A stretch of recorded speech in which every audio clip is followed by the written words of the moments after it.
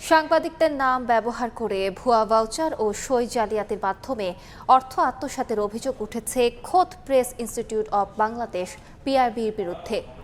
সভা, সেমিনার, সাংবাদিকদের প্রশিক্ষণ ও গণমাধ্যম নিয়ে গবেষণার আড়ালে প্রতিষ্ঠানটিতে গড়ে উঠেছে জালিয়াতির চক্র। অনুসন্ধানে দেখা গেছে শুধু সাংবাদিকই নয়, বিশ্ববিদ্যালয়ের শিক্ষক ও সুশীল সমাজের শতাধিক মানুষের নাম ব্যবহার করে তৈরি করা হয়েছে ভুয়া বিল ভাউচার। স্থায়ী কর্মকর্তা-কর্মচারীদের বদলি বা জোরপূর্বক অবসরে পাঠিয়ে ঘনিষ্ঠদের অস্থায়ীভাবে নিয়োগ দিয়ে প্রভাবশালী চক্র গড়ে তোলার অভিযোগ উঠেছে পিআইবির মহাপরিচালক ফারুক ওয়াসিফের বিরুদ্ধে। মঞ্জুরুল হক মঞ্জুর ছবিতে দীন মোহাম্মদ সাব্বিরের অনুসন্ধান।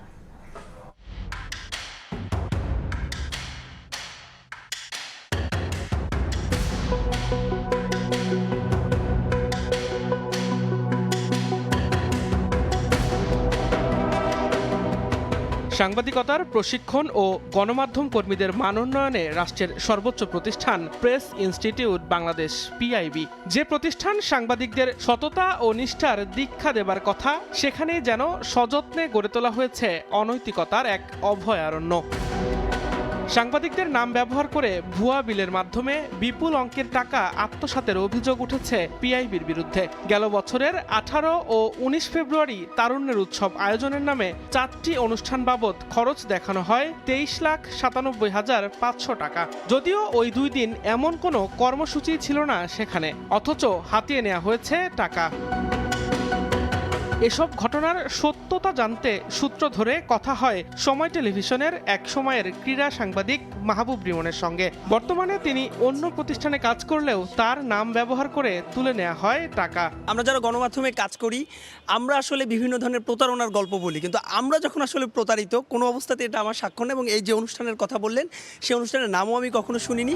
অংশগ্রহণকারীর তালিকায় নিজেদের নাম ব্যবহারের মাধ্যমে জালিয়াতির ঘটনায় অবাক এমন আরও কয়েকজন সাংবাদিক। সেই কাগজের মধ্যে যে সিগনেচারটা দেওয়া হয়েছে, সেই সিগনেচারের সাথে আমার সিগনেচারের কোনো মিল নাই। শুধু আমার নাম নয়, সেখানে বেশ কয়েকজন রয়েছেন। মানে আমি যে সংগঠনে আছি, ঢাকা রিপোর্টার্স ইউনিটি, সেখান থেকে অনেক বড় বড় সাংবাদিকের নাম আমি ওখানে দেখেছি। এমন ঘটনা যারা ঘটিয়েছেন তাদের অবশ্যই তদন্তপূর্বক বিচার হওয়া উচিত। ভুয়া প্রশিক্ষক ও আলোচকের নাম ব্যবহার করে অর্থ আত্মসাতের অভিযোগও উঠেছে প্রতিষ্ঠানটির বিরুদ্ধে।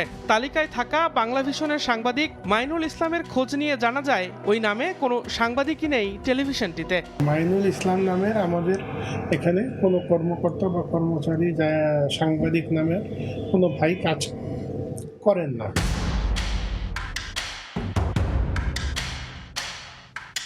শুধু গণমাধ্যম কর্মী নয়, অনেক সময় অর্থ হাতিয়ে নিতে পিআইবি ব্যবহার করেছে বিশ্ববিদ্যালয়ের শিক্ষক ও অন্যান্য পেশাজীবীদের নাম পরিচয়ও। ঢাকা বিশ্ববিদ্যালয়ের শিক্ষক ওবায়দুল হক, বাংলাদেশ সংবাদ সংস্থা বাসসের ব্যবস্থাপনা পরিচালক মাহবুব মোর্শেদ সহ বেশ কয়েকজনের নামে ভুয়া ভাউচারে তোলা হয়েছে সম্মানী ভাতা। এই নামে কেউ নাই, ওবায়দুল হক না, এই নামে নেই। আপনাকে রিপোর্ট করতেছেন এটা নিয়ে? জি স্যার। একইভাবে সম্মানীর তালিকায় থাকা এমনই একজন চট্টগ্রাম বিশ্ববিদ্যালয়ের শিক্ষক শহীদুল্লাহ লিপন। সিগনেচারটা আমার না, আপনি নিশ্চিত থাকেন। আমার কাছে আসলে জিনিসটা আমাকে একজন পাঠিয়েছে, আমি খুব হাসছিলাম। আর লোক পেল না, শেষ পর্যন্ত আমার জন্য হয়ে গেল। ঠিক এভাবেই তারুণ্যের উৎসবের নামে 4টি আয়োজনে সাংবাদিক, শিক্ষক, সুশীল সমাজের অন্তত 4 শতাধিক ব্যক্তির নাম ব্যবহার করে 23,97,500 টাকা আত্মসাৎ করে অভিযোগের কাঠগড়ায় রাষ্ট্রীয় এই প্রতিষ্ঠানটি। বরাদ্দের এসব টাকা লেনদেন হয় সোনালী ব্যাংকের ভিকারুন্নেসা নুন শাখায়। 2025 সালের 29 ও 30 জুন 4টি চেকের মাধ্যমে প্রায় 24 লাখ টাকা তুলে নেন তারুণ্যের উৎসবের সমন্বয়কারী পিআইবির প্রশাসন শাখার পরিচালক গোলাম মোর্শেদ। এই যে গোলাম মোর্শেদ উনি তুলেছে। হ্যাঁ, এটা ক্লিয়ারিং হলে ক্লিয়ারিং লেখা থাকে, যে যেমন আমাদের এইটা একটা ক্লিয়ারিং হয়েছে, যে আউটওয়ার্ড ক্লিয়ারিং ব্যাচ, কিন্তু এটা হচ্ছে উনি উত্তোলন করছে 4টাই গোলাম মোর্শেদ। টাকা আত্মসাতের অভিযোগের বিষয়ে গোলাম মুর্শেদ দাবি করেন, এমন কোনো আয়োজনই ছিল না পিআইবিতে। 23,97,000 টাকা গেল কোথায়? আর এই যে চেকগুলোর উৎপত্তি কোথা থেকে? এগুলোর উৎপত্তি কোথা থেকে নয়, চেক তো নয়, কারো তো চেক পাইনি। প্রাপ্তি স্বীকারপত্র তো আমি বানিয়েছি। ধরেন আপনি বানালেন, আপনি গ্রহীতা স্বাক্ষর দিলেন, এটা কি ওবায়দুল হকের স্বাক্ষর? ওনারা তো অস্বীকার করছে, আমি তো ওদের কাছে সেটা তো আমি বলতেছি, সেটা তো একই কথা তো আমিও বলছি। তাহলে এই স্বাক্ষরটা কি আপনাদের স্বাক্ষরটা কে দিচ্ছে? পুরো কাগজটাই ভুয়া কোনটা? কাগজটাই বোকা। আচ্ছা, এই সংক্রান্ত বিষয়ে পিআইবিতে কিছু হয় না। তবে এসব বিষয়ে প্রকাশ্যে কিছু না বললেও সময় সংবাদের কাছে পিআইবির মহাপরিচালক ফারুক ওয়াসিফ জানান, যা কিছু আলোচনায় পুরোটাই ষড়যন্ত্র। সময় টিভি রেসপেক্ট দিয়ে ফলে আমরা গুরুত্ব দিচ্ছি, নাহলে আমি কথাই বলতাম না। এই যে কাগজ, এটার সাথে অনুষ্ঠানের কোনো সম্পর্ক নাই। এই যে এই টাকাটার নামে এই কাগজগুলো প্রডিউস করা হয়েছে, এই কাগজগুলো ভুয়া। এটা হচ্ছে ডিজিকে সরাবো, কারণ ডিজি থাকলে তারা লুটপাট করতে পারে না। আমার এটা নিয়ে অনেক খুব রাগ, কষ্ট, তিক্ততা জন্ম হচ্ছে। আমি এটা নিয়ে অ্যাঙ্গার হচ্ছি না, আমি প্রশাসনিক ব্যবস্থা নিই। অনুষ্ঠান নিয়ে পিআইবির মহাপরিচালক ও পরিচালকের দ্বিমতের মধ্যেই হাতে হাড়ি ভাঙলেন সেই প্রতিষ্ঠানেরই এক কর্মকর্তা, দিলেন পিআইবি মহাপরিচালক ফারুক ওয়াসিফের নানা অনিয়মের তথ্য। 400 সাংবাদিককে সম্মানী দেখানো হয়েছে, যে 400 সাংবাদিক এখানে উপস্থিত নাই এবং তার যেসব স্বাক্ষর দেখানো হয়েছে সমস্ত জাল। উনি বিভিন্ন বিশ্ববিদ্যালয়ের শিক্ষকের নামে উনি সম্মানী পরিষদের ব্যবস্থা করেছেন, যেটা ওই শিক্ষকরা ওই অনুষ্ঠানে উপস্থিত হন নাই এবং টাকা গ্রহণ করেন নাই। বিভিন্ন কোম্পানিকে লক্ষ লক্ষ টাকা পেমেন্ট দেখানো হয়েছে, যেটা কোনো অস্তিত্ব নেই। অন্তর্বর্তী সরকারের সময় সাংবাদিকতায় আলো ছড়ানো এই প্রতিষ্ঠানটির সর্বোচ্চ পদের দায়িত্ব পেয়েছিলেন গণমাধ্যমে দীর্ঘদিন কাজ করা ফারুক ওয়াসিফ। তার নেতৃত্বে এমন অনিয়ম কোনোভাবেই মানতে পারছেন না গণমাধ্যম কর্মীরা। তিনি সহ জড়িতদের বিরুদ্ধে ব্যবস্থা নিতে সরকার ও দুদককে সক্রিয় হওয়ার আহ্বান ভুক্তভোগী সাংবাদিকদের। দিন মোহাম্মদ সাব্বির, সময় সংবাদ, ঢাকা। সময় সংবাদে আরো থাকছে। সাপ্তাহিক ছুটির দিনে ঈদ কেনাকাটায় মুখর রাজধানী বিপণী বিতান। পছন্দের পণ্য কিনতে ঘুরছেন ক্রেতারা, দাম নিয়ে মিশ্র প্রতিক্রিয়া। চাঁদরাত পর্যন্ত ভালো বিক্রির আশা।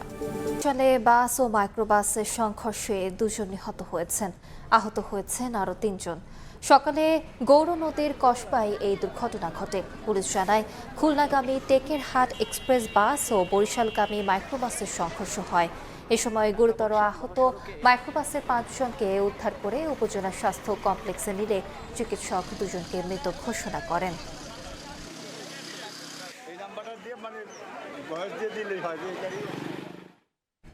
মধ্যপ্রাচ্যের যুদ্ধের ফলে তেলের দাম ক্রমশ বাড়তে থাকায় এবার কন্টেইনার পরিবহন ভাড়া বাড়াতে শুরু করেছে আন্তর্জাতিক শিপিং প্রতিষ্ঠানগুলো। চীন থেকে আমদানিকৃত কাঁচামাল পরিবহনে 40 ফুটের কন্টেইনার চার্জ 200 থেকে 300 মার্কিন ডলার বাড়িয়ে দেওয়া হয়েছে। একই সঙ্গে যুদ্ধ মাশুলও কার্যকরের ঘোষণা দিচ্ছে শিপিং প্রতিষ্ঠানগুলো। আর এর ফলে চাপের মুখে পড়তে যাচ্ছে বাংলাদেশের তৈরি পোশাক খাত সহ পুরো আমদানি রফতানি বাণিজ্য। শাখাত টিপুর ক্যামেরায় বিস্তারিত জানাচ্ছেন কমল দেব। ইরানের উপর মার্কিন যুক্তরাষ্ট্র এবং ইসরায়েলের যৌথ হামলার ফলে পুরো মধ্যপ্রাচ্য জুড়ে চলছে যুদ্ধ অবস্থা। উপসাগরীয় অঞ্চলের শেষ খবর পাওয়া পর্যন্ত অন্তত 3.5 লাখ কন্টেইনার নিয়ে 140টি মাদার ভেসেল ঝুঁকিপূর্ণ অবস্থায় ভাসছে। যুদ্ধ ঝুঁকির কারণে যেমন কোনো বন্দরে বার্থিং নিতে পারছে না, তেমনি কন্টেনারও খালাস করতে পারছে না।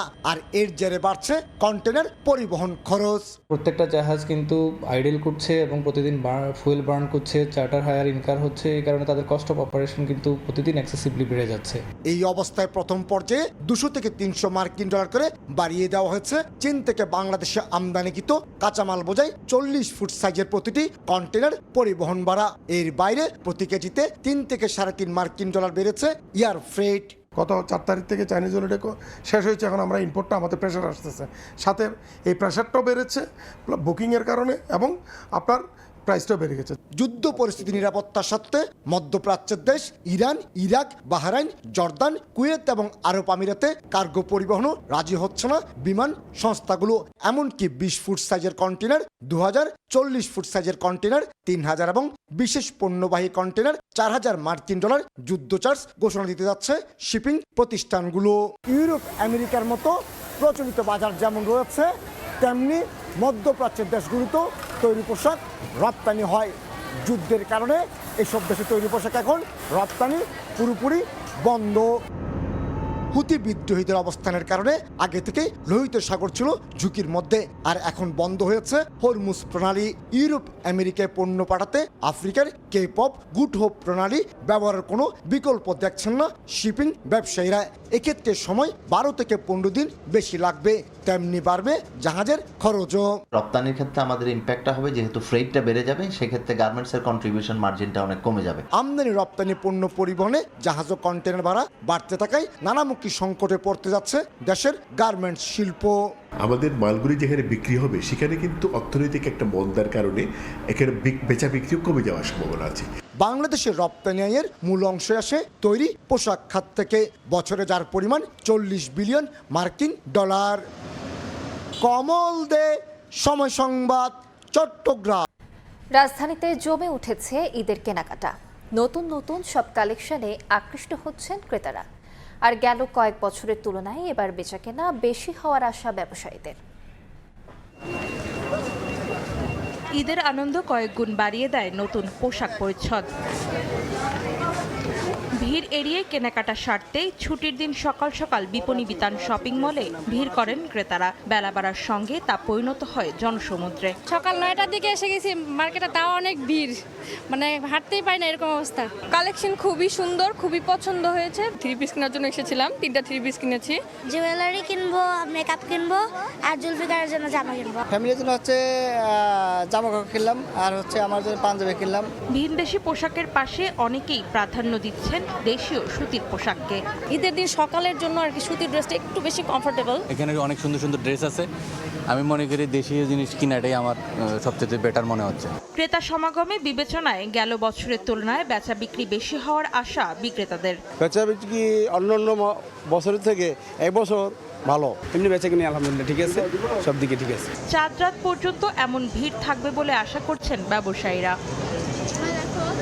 অন্তরা সেন, সময় সংবাদ, ঢাকা। নওগাঁর আত্রাইয়ে স্ত্রী সন্তানকে ছুরিকাঘাতে হত্যার পর আত্মহত্যা করেছেন স্বামীও। এদিকে জামালপুরে স্ত্রীকে হত্যার পর পোড়ানোর চেষ্টার ঘটনায় আইনজীবী স্বামীকে আটক করা হয়েছে। দীর্ঘদিন ধরে মাদকাসক্ত ছিলেন জয়। নেশার টাকার জন্য পারিবারিক নানা বিষয়ে প্রায়ই অশান্তি করত বলে দাবি প্রতিবেশীদের। পুলিশ জানায় বৃহস্পতিবার রাতে নওগাঁর আত্রায়ে হঠাৎ স্ত্রী দৃষ্টি ও 5 বছরের শিশুকন্যা জেমির উপর ধারালো ছুরি নিয়ে চড়াও হন জয়। এলোপাতাড়ির ছুরিকাঘাতে ঘটনাস্থলেই মা মেয়ের মৃত্যু হয়। স্বজন ও প্রতিবেশীদের চিৎকার শুনে একই ছুরি নিজের গলায় চালিয়ে দেন জয়। আহত অবস্থায় রাজশাহী মেডিকেল কলেজ হাসপাতালে নেওয়া হলে মৃত ঘোষণা করেন চিকিৎসক। স্থানীয়দের দাবি যৌতুকের টাকার জন্যই এই হত্যাকাণ্ড। ছেলে বউ দৌড়ে এসে গেট খুলিছে, গেট খুলে ধাস করে পড়ে গেল। আর আমার ছেলে আমি দেখছি চোখের সামনে গেল, আমার ছেলে চোখের সামনে ঘুরে করে চাকু মারিচ্ছে। পরে থাকা চাকু দিয়ে স্ত্রীকে প্রথমে স্টেপ করে, পরে শিশুকন্যাকে স্টেপ করে, পরে নিজেকে আত্মহত্যার জন্য নিজেও এলোপাথারিভাবে তার শরীরে ছুরি চালায়। এদিকে জামালপুরে 15 বছর আগে বিয়ে হওয়া তাহমিনা ও তাইফুরের মধ্যে পারিবারিক কলহ চলে আসছিল। এর জেরে অস্ত্র দিয়ে তাহমিনার উপর হামলা করে হত্যা করে স্বামী তাইফুর। পরে বিছানায় মরদেহ রেখে পুড়িয়ে ফেলার চেষ্টা করে। খবর পেয়ে ফায়ার সার্ভিস এসে আগুন নেভায় এবং পুলিশ মরদেহ উদ্ধার করে। একটা নিরীহ মেয়ে যেভাবে হত্যা করছে, এটা মানে যাতে ফাঁসি হয় এই ধরনের একটা বিচার। স্থানীয়দের সহযোগিতায় অভিযুক্ত স্বামীকে আটক করে পুলিশ। পারিবারিক কলহের জেরে হত্যাকাণ্ড হতে পারে বলে ধারণা পুলিশের। পারিবারিক কলহের কারণে স্বামী তার স্ত্রীকে হত্যা করেছে এবং হত্যার পর লাশ গুম করার জন্য জ্বালিয়ে দেওয়ার, আগুন দিয়ে পুড়িয়ে দেওয়ার চেষ্টা করেছিল। তাইফুর সুপ্রিম কোর্টের আইনজীবী বলে জানান স্বজনরা। এই দম্পতির 2টি সন্তান রয়েছে। খাদিজা স্বপ্না, সময় সংবাদ। সময় সংবাদ। শক্তিশালী উত্তর কোরিয়ার বিপক্ষে নিজেদের সর্বোচ্চটা দিয়েই লড়েছে বাংলাদেশ। পরের ম্যাচে ভালো করার প্রত্যাশা। যে ভুল ত্রুটিগুলো হয়েছে আমাদের পরের ম্যাচে যেন ভুল ত্রুটিগুলো না করি, পাকিস্তানের সাথে যেন ফাইট করতে পারি। যেহেতু নর্থ কোরিয়া ওয়ার্ল্ডের 9 নম্বর র্যাঙ্কিং টিম, তো অবশ্যই ওরা ভালো খেলবে আমরা জানি। তারপরে আমরা ফাইট করার চেষ্টা করছি। ওয়েদারটা একটু বেশি গরম ছিল, কারণ দুপুরবেলা খেলা, দুপুরে রোদটা করা হয় একটু বেশি, তো রোদ ছিল, আমরা মানে নিয়ে খেলার চেষ্টা করি। পার্থে নেক্সট ম্যাচ ইনশাল্লাহ ভালো কিছু। আমি যেহেতু কিপার আর আমি সুযোগ পাইছি অনেক দিন পর, তো আমারটা মানে এটা তো যে হোক মানে যেই নামবে সেই মানে এটা চেষ্টা করবে তার পারফরমেন্স দেওয়ার জন্য। পায়ে অনেক মানে লাগছে প্রথমাতেই, মানে তারপরেও আমি মানে চেষ্টা করে গেছি। আজকে আমরা যে ভুলগুলো করছি মানে এগুলো শুধরানোর মানে চেষ্টা করব। এ পর্যায়ে শীর্ষ সংবাদগুলো জানিয়ে দিচ্ছে আরেকবার।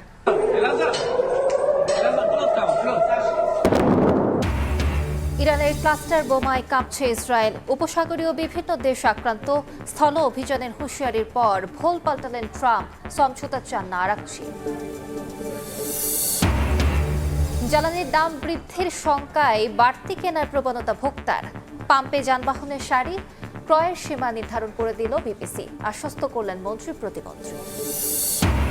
মন্ত্রী প্রতিমন্ত্রী ও এমপিদের নিয়ে বিএনপির কর্মশালা উদ্বোধন প্রধানমন্ত্রীর। বিরোধী দলকে ডেপুটি স্পিকার পদের প্রস্তাব গ্রহণের আহ্বান স্বরাষ্ট্রমন্ত্রীর।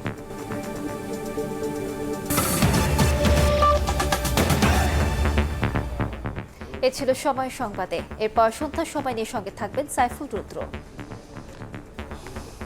আরিশ, আপনাকে ধন্যবাদ। সন্ধ্যা সময় নিয়ে আসছে কিছুক্ষণ পর, সঙ্গে থাকুন সময়।